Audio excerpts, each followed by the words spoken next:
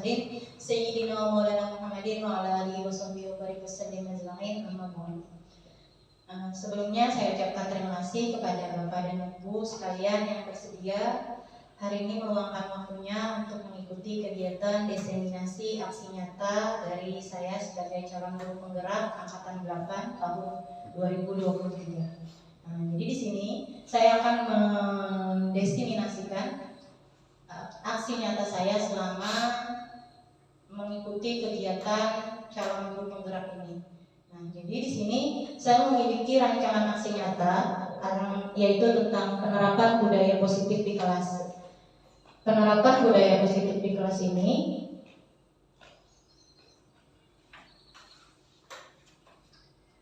saya latar belakangi karena menurunnya budaya literasi, kemudian tujuan saya yaitu untuk terwujudnya murid yang gemar literasi, terwujudnya karakter murid yang selalu menerapkan budaya positif dengan tolak ukur terbentuknya keyakinan kelas dan perubahan positif oleh murid. Kemudian ada lini masa. Lini masa ini adalah saya dari perancangan sampai penerapan. Saya mencoba berkoordinasi dengan ibu kepala sekolah dan bapak ibu sekalian terkait penanaman keyakinan kelas, kemudian menentukan jadwal untuk membuat keyakinan kelas, terus bersama murid membuat keyakinan kelas dan melakukan evaluasi serta refleksi. Adapun dukungan yang saya harapkan dari Bapak Ibu sekalian dan lingkungan sekolah yaitu motivasi, kolaborasi, serta refleksi.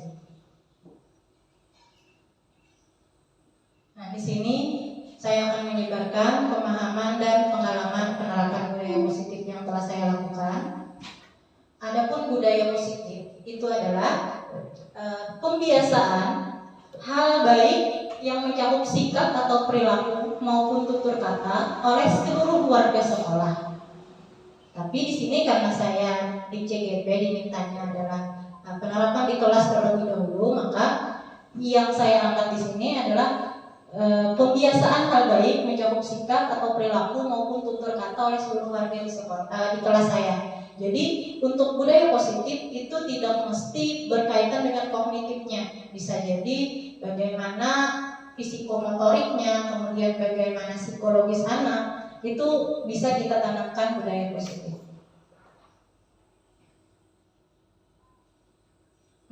Di dalam budaya positif itu ada beberapa bagian. Yang pertama ada disiplin positif dan nilai-nilai kebijakan universal. Kemudian ada teori motivasi, hukuman dan penghargaan serta restitusi. Yang ketiga ada keyakinan kelas. Yang keempat kebutuhan dasar manusia dan dunia yang berkualitas. Yang kelima ada restitusi dengan 5 posisi kontrol. Kemudian ada restitusi dengan segitiga restitusinya. Kita bahas yang pertama dulu. Di sini ada disiplin positif dan nilai-nilai kebajikan. Kita ketahui makna positif itu adalah menurut Ki Hajar Dewantara dan Dan Sulson menyatakan bahwa disiplin itu sebagai kontrol diri dari anak, belajar untuk mengontrol dirinya agar dapat mencapai suatu tujuan mulia. Tujuan mulia di sini mengaku pada nilai-nilai atau prinsip mulia yang dianut oleh seseorang. Kita namakan nilai-nilai tersebut sebagai nilai-nilai kebajikan. Jadi disiplin positif itu adalah ketika anak bisa mengontrol dirinya. Biasanya kita mengajarkan untuk agar anak tidak mengatakan hal-hal yang seperti berkata-kata kasar. Kadang kan kalau kita biasanya melarang anak menggunakan kata-kata yang memang tidak enak didengar untuk memanggil temannya. Ketika anak bisa mengontrol dirinya, maka itu disebut dengan disiplin positif dari anak. Kemudian nilai-nilai yang telah dilakukannya itu disebut dengan nilai-nilai kebajikan. Kemudian ada teori motivasi, hukuman, penghargaan, dan restitusi. Di sini yang saya angkat adalah cuma restitusi, karena motivasi, hukuman, dan penghargaan itu kita semua mungkin sudah mengetahui maknanya. Motivasi di sini adalah ketika kita biasanya memberikan iming-iming kepada anak agar anak itu melakukan sesuatu. Misal anak-anak tugasnya nanti dikumpulkan tepat waktu ya. Yang paling tepat waktu, yang paling awal mengumpulkan tugas nanti akan ibu beri hadiah. Hadiah itu adalah motivasi. Jadi di situ kalimat akan memberikan hadiah itu adalah motivasi bagi anak. Motivasi ini mempunyai tiga aspek. Yang pertama, mereka termotivasi karena takut dihukum. Jadi mengerjakan tugas dengan segera karena takut dihukum. Yang kedua, karena ingin mendapatkan hadiah. Jadi bergesa-gesa, bergegas-gegas mengerjakan sesuatu tepat waktu karena ingin mendapatkan hadiah yang dijanjikan oleh guru. Yang ketiga adalah kesadaran diri. Nah, kesadaran diri bahwa ini adalah tanggung jawab dan kewajiban saya. Maka mereka mengerjakan tepat waktu dan mengumpulkan tugas dengan segera. Maka dari ketiga tadi yang kita harapkan sebagai seorang guru, motivasi itu adalah pada aspek yang ketiga, yaitu kesadaran diri oleh si murid kita, oleh siswa kita. Bukan berharap mereka mengharapkan dari imbalan kita atau berharap dari apa yang akan kita hukum nanti kalau tidak mengumpulkan tugas. Nah, itu teori motivasi yang dimaksud di sini.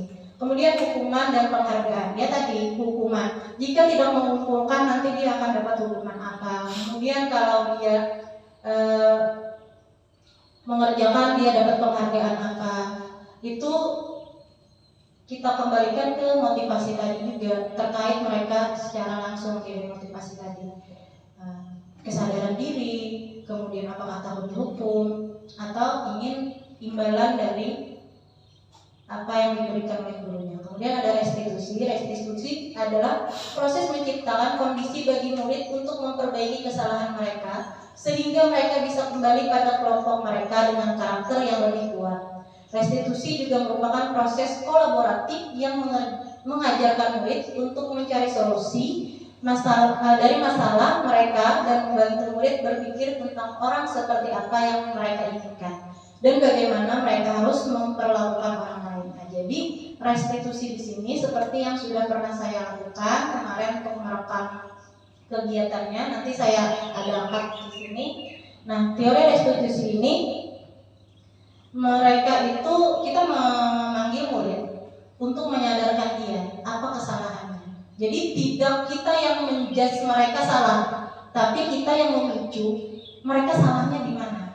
Kemudian kita membantu mereka untuk menyelesaikan masalah mereka dengan cara mereka sendiri, bukan dengan cara kita. Itu adalah restitusi. Nah, kemudian ada keyakinan kelas. Keyakinan yaitu adalah nilai-nilai kebajikan universal yang disepakati secara tersirat dan tersurat, lepas dari latar belakang suku, negara, bahasa maupun agama. Jadi keyakinan kelas di sini kita bersama anak membuat suatu keyakinan. Jadi kalau dulu kita terbiasa dengan peraturan kelas, Bapak Ibu. Peraturan kelas biasanya kan kita yang bikin, kita tempel di kelas, terus kita bilang, anak-anak ini ya peraturan kelas, tidak boleh tidak menyapu. Hari Senin mengenakan seragam ini, Selasa mengenakan ini. Jika tidak mengenakan sepatu, hukumannya ini. Nah, itu adalah tata tertib atau aturan kelas. Kalau sekarang di pendidikan guru penggerak ini, kami diajarkan tentang keyakinan kelas. Jadi keyakinan kelas adalah kita membuat suatu peraturan di kelas, tetapi secara bersama-sama dengan murid kita, agar mereka merasa kita membersamai mereka. Jadi mereka tidak terbebani dengan apa yang nanti kita jatuhkan ketika mereka melakukan kesalahan. Jadi misalkan biasanya peraturan kelas adalah kalau tidak melakukan kegiatan membersihkan kelas nanti akan mendapatkan hukuman. Nah, ketika itu hukumannya misalkan menyapu selama 1 minggu, tetapi tidak dengan keyakinan kelas. Dengan keyakinan kelas kita berdiskusi dengan murid, menentukan apa yang akan mereka dapat atau konsekuensi yang mereka dapatkan ketika mereka melanggar keyakinan kelas tersebut. Kemudian ada kebutuhan dasar manusia. Nah, kebutuhan dasar manusia ini ada 3. Ada kebutuhan psikologis, keamanan, cinta, harga diri, dan aktualisasi diri. Maka kebutuhan dasar manusia inilah yang harus kita penuhi agar kita bisa membersamai anak dalam belajar. Nah, dunia yang berkualitas itu yang seperti apa? Jadi dunia yang berkualitas adalah tempat khusus dalam pikiran Anda, tempat Anda menyimpan gambaran representasi dari semua yang Anda inginkan. Bisa berisi orang-orang, hal-hal, dan apa saja yang terbaik dalam hidup Anda, dan membuat Anda merasa bahagia dan terpenuhi kebutuhan dasar Anda. Jadi dunia yang berkualitas adalah ketika kita merasa nyaman dengan orang atau kondisi maupun benda-benda di sekeliling kita.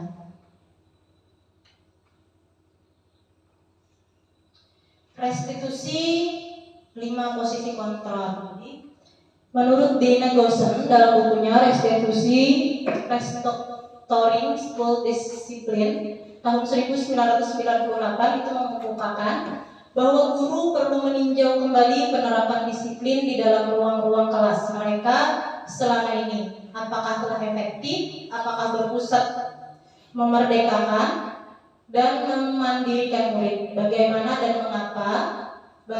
Memulai serangkaian riset dan berdasarkan pada teori kontrol Dr. William Gosser itu berkesimpulan ada 5 posisi kontrol yang perlu diterapkan oleh guru, orang tua maupun atasan dalam melakukan kontrol. Jadi bisa antara guru dengan murid atau atasan dengan bawahan, bisa juga antara orang tua dengan anaknya. 5 posisi kontrol itu yaitu penghukum, pembuat rasa bersalah, teman, pemantau, dan manajer. Jadi di sini kita ada di posisi sebagai penghukum kah? Atau ada di posisi pembuat rasa bersalah kah? Atau sebagai teman kah? Atau pemantau, bisa juga sebagai manajer. Nah, kemudian ada segitiga restitusi. Menurut Dan Goshen dalam bukunya Restitution School Discipline tahun 2001 telah merancang sebuah tahapan untuk memudahkan para guru dan orang tua dalam melakukan proses untuk menyiapkan anaknya untuk melakukan restitusi bernama segitiga restitusi atau restitusi triangle. Nah, segitiga restitusi ini itu pernah saya terapkan untuk pemenuhan tugas dari pendidikan guru penggerak juga kemarin. Jadi anak itu tadi kita ajak bicara untuk menggali mereka salahnya di mana.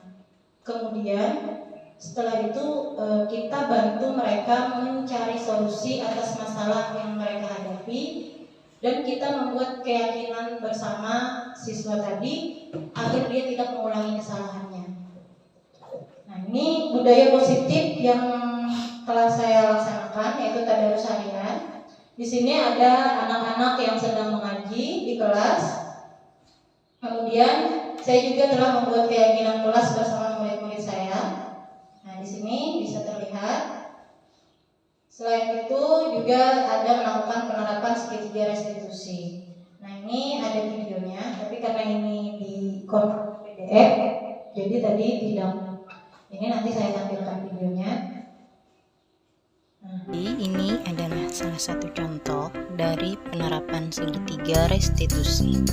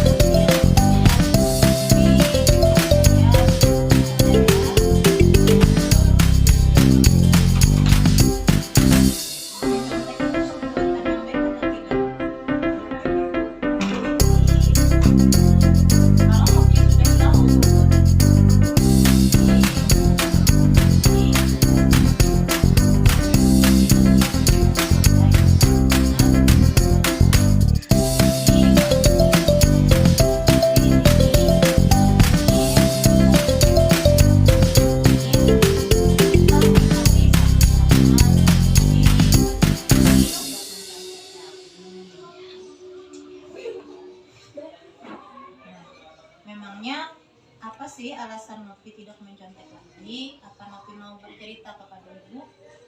Tadi malam asik main game Bu, sehingga lupa belajar.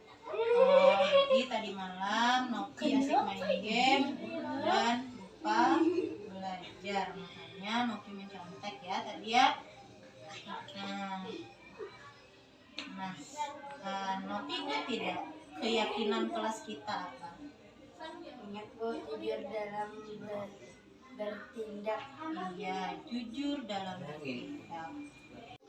Nopi yakin tidak kalau sifat jujur itu adalah baik untuk kita. Yakin. Nah, kalau Nopi sudah yakin, apa yang kira-kira yang akan Nopi kerjakan agar Nopi nantinya tidak mencontek lagi? Belajar mengerjakan semampunya dan berdoa kepada Allah. Ya, berarti Nopi akan belajar, kemudian mengerjakan tugas semampunya, dan akan berdoa kepada Allah. Nah, berarti Nopi sudah yakin dengan yang Nopi lakukan ya. Kalau begitu, kira-kira nih sejak kapan nanti Nopi akan mulai mengerjakan apa yang Nopi sebutkan? Hari ini Bu. Ya, hari ini ya. Baik, kalau begitu mulai hari ini Nopi akan melakukan hal-hal yang sudah dikatakan tadi, yaitu berbuat jujur, kemudian belajar, mengerjakan semampunya, tidak menconteknya temannya lagi, dan akan berdoa kepada Allah. Kemudian Ibu yakin kalau Nopi pasti bisa mengerjakannya. Sekarang silakan Nopi kembali ke kelas. Itu aja yang ingin Ibu sampaikan.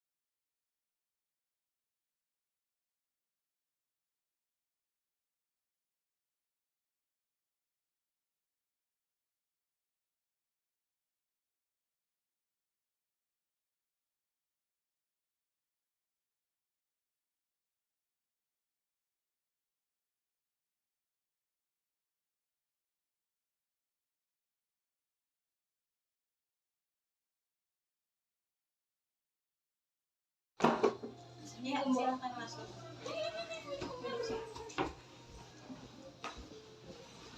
Siang, Rama.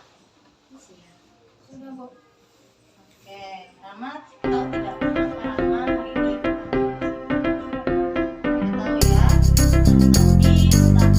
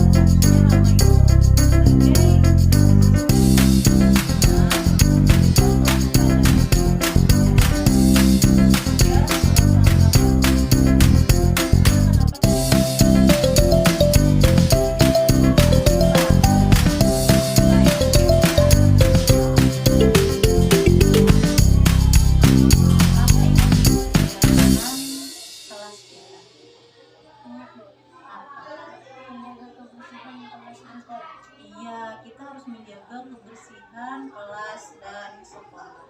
Rama yakin tidak menjaga kebersihan kelas dan sekolah itu adalah hal yang baik? Hah? Yakin tidak kalau menjaga kebersihan itu adalah hal yang baik? Yakin. Yakin. Kalau Rama yakin, kira-kira apa yang akan Rama lakukan agar Rama tidak mengulangi perbuatan Rama membuang sampah sembarangan? Sambil berjalan. Iya, harusnya kalau lagi makan dan minum itu duduk. Kemudian kalau ingin membuang sampah, kita harus mencari tempat sampah dulu, jangan dibuang sembarangan. Berarti Rama sudah paham ya apa yang harus dilakukan? Sudah. Kalau begitu, kapan nih kira-kira Rama akan melakukan apa yang Rama sudah lakukan? Hari ini, Bu. Hari ini, berarti hari ini Rama tidak akan membuang sampah sembarangan lagi. Kemudian Rama kalau mau buang sampah cari tempat sampah, dan kalau makan dan minum tidak sambil berjalan ya. Ya. Ya, baik. Kalau begitu mulai hari ini Rama akan melakukan hal yang disebutkan tadi. Ibu yakin Rama pasti bisa? Bisa. Bisa ya. Oke, silakan Rama kembali ke tempat, jangan diulangi lagi ya, Nak. Ya.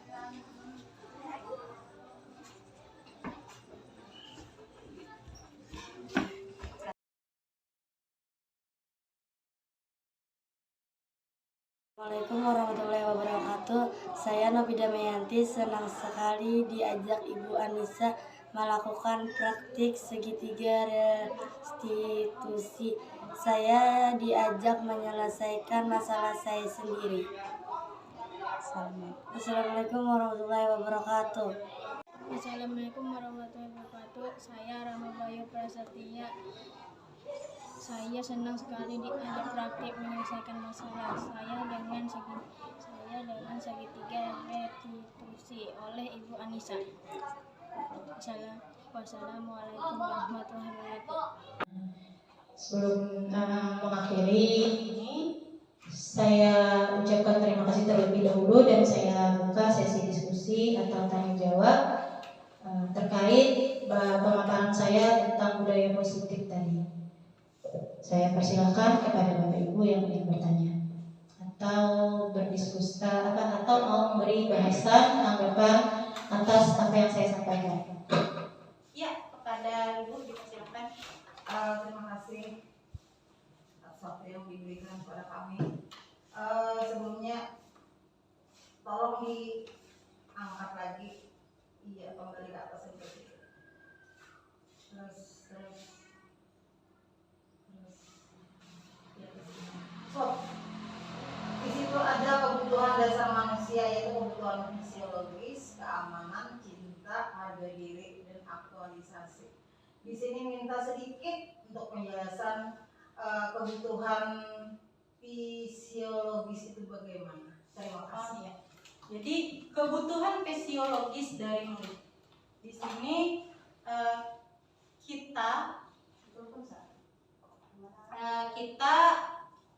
kita tuh kepada murid kita. Kadang murid kita itu memiliki latar belakang yang berbeda-beda. Ada orang yang memiliki keluarga yang broken home, ada yang keluarganya hangat, ada juga keluarganya tidak broken home tetapi orang tuanya cuek. Secara psikologis ada perbedaan antara anak satu dengan anak yang lainnya. Maka kebutuhan psikologis itu yang perlu kita berikan kepada anak. Misalkan di kelas anak terlihat murung sehingga mempengaruhi kegiatan belajar mengajar. Nah, jadi kita dekati anak itu, kita tanya. Kemudian nanti kalau kita temukan di sana adalah masalahnya itu adalah psikologisnya atau pola pikir, cara pikirnya, perasaannya tertekan, maka kita bantu. Kalau kita bisa, kalau kita tidak bisa, kita bisa berkoordinasi dengan atasan, dengan teman. Apakah perlu mendatangkan psikolog atau tidak? Kalau kita bisa, kita atasi sendiri, mungkin bisa kita bertukar pendapat dengan teman bagaimana penyelesaiannya. Tapi kalau tidak bisa, mungkin kalau sekolah ada dananya bisa sekolah yang mengadakan pendampingan psikolog. Kalau tidak ada dananya mungkin bisa dibicarakan dengan keluarganya, atau mungkin berkoordinasi melakukan kolaborasi dengan pihak-pihak terkait yang bisa memfasilitasi untuk itu. Terima kasih. Ya, terima kasih untuk penjelasannya sangat panjang lebar. Dan saya ucapkan terima kasih. Mungkin ada yang lain lagi. Ya, pada Ibu Maulina. Terima kasih atas kesempatan yang diberikan. Di sini saya cuma ingin sekedar sharing atau minta pendapat Ibu yang lebih dalam. Misalnya kalau di kelas kan kita bikin peraturan, jika melakukan kesalahan akan perlukah dihukum atau ada alternatif lain selain dihukum, atau kesepakatan di kelas atau bagaimana? Ya, terima kasih. Ya, jadi kemarin kami di diskusi juga bahas itu. Apakah anak itu perlu dihukum ataukah tidak? Selama ini kita terbiasa dengan hukuman dan hukuman.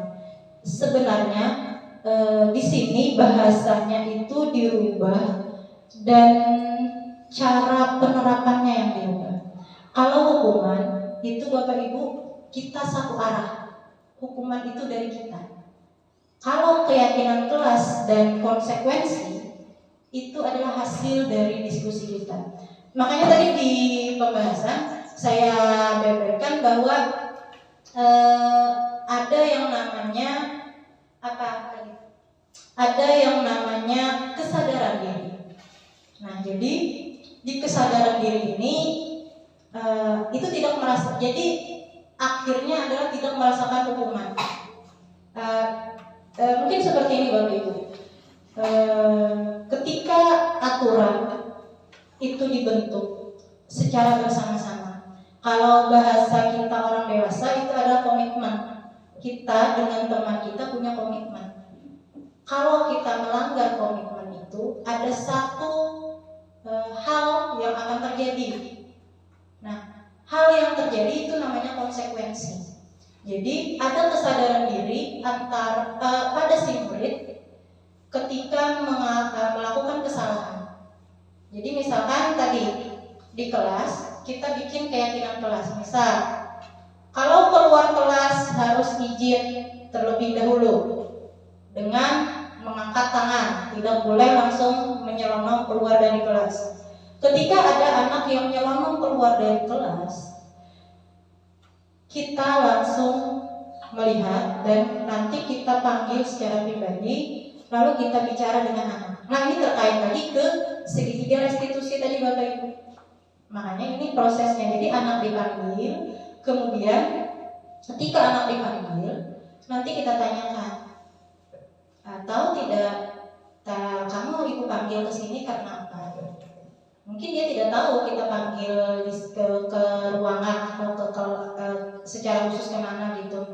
Mungkin mereka tidak tahu kenapa kita memanggil mereka. Kemudian tadi Ibu lihat Ananda keluar dari kelas tidak permisi dengan ibu. Tadi Ananda kemana? Jadi misalkan kata anak, maaf Bu, tadi saya kebelet mau ke toilet. Nah di situ ada posisi kontrol kita. Kita membuat dia merasa bersalah, makanya dia meminta maaf kepada kita. Nah kemudian kita gali apakah yang Ananda lakukan itu tadi benar. Maaf Bu, salah karena saya sudah melanggar kesepakatan kelas. Nah, di situ dia menyadari dirinya salah. Jadi bukan kita yang menghukum. Ananda tahu kan kalau Ananda melanggar keyakinan kelas, apa konsekuensinya? Nah, jadi dia sudah tahu konsekuensi yang akan dia terima apa. Jadi tidak kita lagi yang maaf bahasa kasarnya dikem nih, telah melanggar ini makanya kamu harus ini nah, kayak gitu. Jadi tidak ada lagi guru yang menjudgekan hukuman kepada muridnya. Jadi mereka menyadari kesalahan mereka dan konsekuensi yang akan mereka dapatkan dari kesalahan itu sendiri. Jadi nanti di segitiga restitusi itu setelah mereka menyadari kesalahan mereka, kita tanyakan kira-kira setelah ini apa yang akan dilakukan. Misalkan ya, katanya nanti Bu, jika ingin keluar saya akan mengangkat tangan saya minta izin. Kemudian nanti dia akan kita tanya lagi, apakah sudah yakin? Apakah yang dilakukan tadi benar atau salah? Kemudian apakah yakin akan melakukan kegiatan yang diyakininya itu adalah benar? Kalau dia menyatakan sudah yakin, kita yakinkan mereka tetap yakin, maka kita sepakati, dan dia kalau memang di kesepakatan kelas ada konsekuensinya, maka dia kita persilakan melaksanakan konsekuensinya. Bila tidak ada konsekuensi dari kesalahan itu, maka kita kuatkan keyakinan kelasnya saja. Bagaimana Ibu Maulina? Iya, sangat bagus sekali. Ya, terima kasih. Kemudian Bapak Ibu yang lain, apa ada yang ingin ditanyakan atau ditambahkan atau bertukar pikiran dengan saya?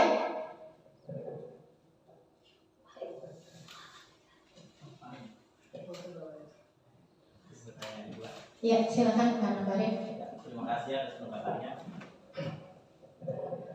Ya, yang ingin saya tanyakan dalam proses aksi nyata ini kan Ibu ingin menanamkan dengan budaya positif pada anak-anak. Nah, awalnya berangkat dari inti permasalahan itu sendiri. Terus berapa lama Ibu ini jangka waktunya dari yang awal permasalahan sampai anak-anak tersebut sudah bisa menanamkan budaya positif di kelas seperti itu. Terus kemudian dalam prosesnya pasti ada hambatan atau yang mempengaruhi budaya positif itu tidak bisa terjadi. Dan hambatan seperti apa saja yang pernah Pian temukan selama Pian melaksanakan aksi nyata seperti itu?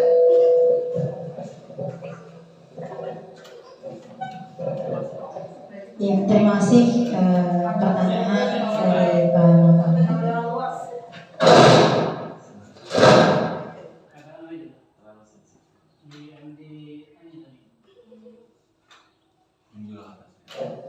Jadi tentang penerapan aksi nyata ini, jadi aksi nyata tadarus ini saya lihat dari latar belakang ini tidak hanya dari kelas ini ya, karena kelas ini adalah kelas yang baru kita pegang karena perpindahan semester.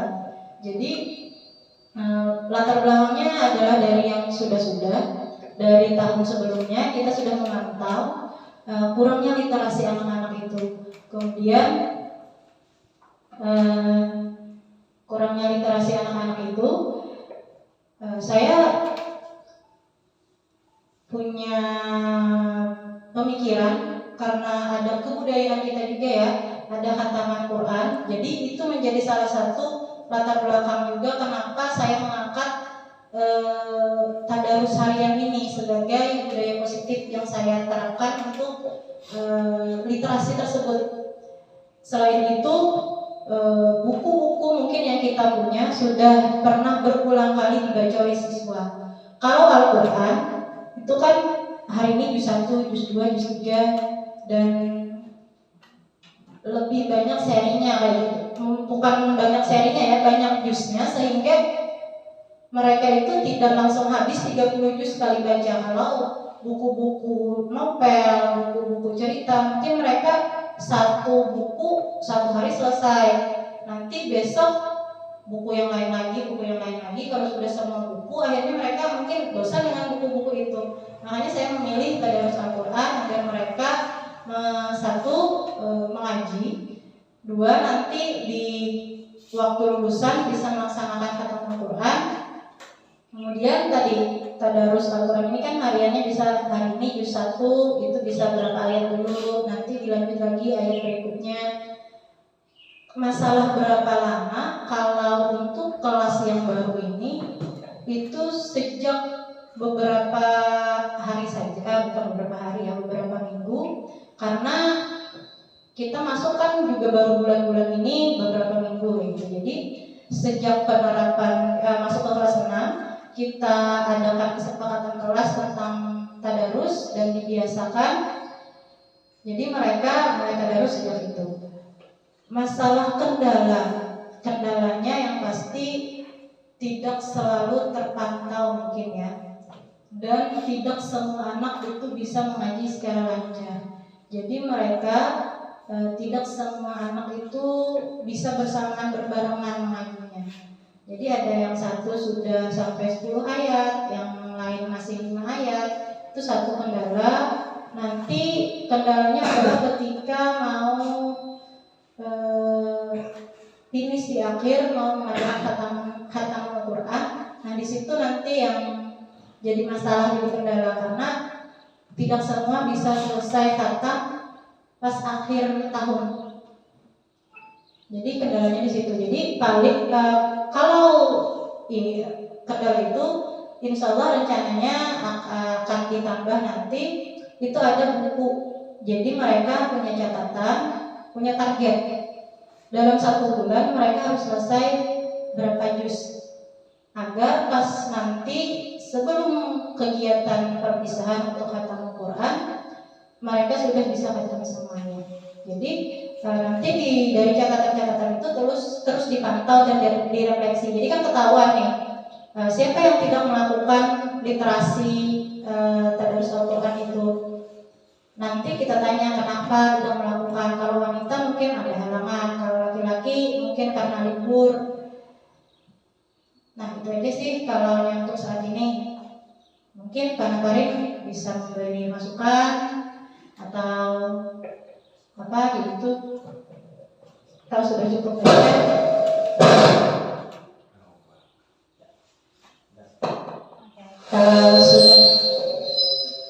Kalau sudah cukup aja,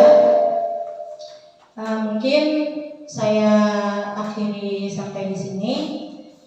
Saya ucapkan terima kasih kepada Bapak dan Ibu semua yang bersedia hari ini meluangkan waktunya membantu saya melaksanakan diseminasi. Saya mohon untuk kedepannya kembali dukungan dan motivasi serta kolaborasi dari Bapak Ibu.